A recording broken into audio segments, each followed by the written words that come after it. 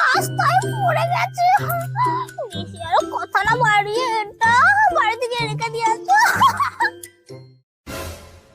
এই শুধু কাকুলিদের বাড়ি থেকে এইটুকু এলাম, আর শাড়ির আঁচলে 500 টাকা বেঁধে এনেছিলাম। কোথায় পড়ে গেল রাস্তায় খুঁজেই পাচ্ছি না। যে নিয়েছে না তার কোনোদিনও ভালো হবে না। আমি অভিশাপ দিচ্ছি, ভাত খেলে পেটের ভাত একদম চাল হয়ে যাবে তার।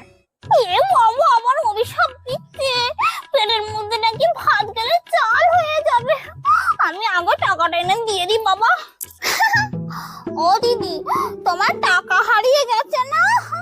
ওই দিকটা দেখছিলাম একটা 500 টাকা পড়ে আছে ওই রাস্তার ওখানটায়। ও তাই? ওই অভিশাপ দেওয়া টাকা আমি রাস্তায় ফেলে দিয়েছি বাবা। ওই অভিশাপ আর আমার লাগবে না, আমি পালিয়ে যাই এখান থেকে।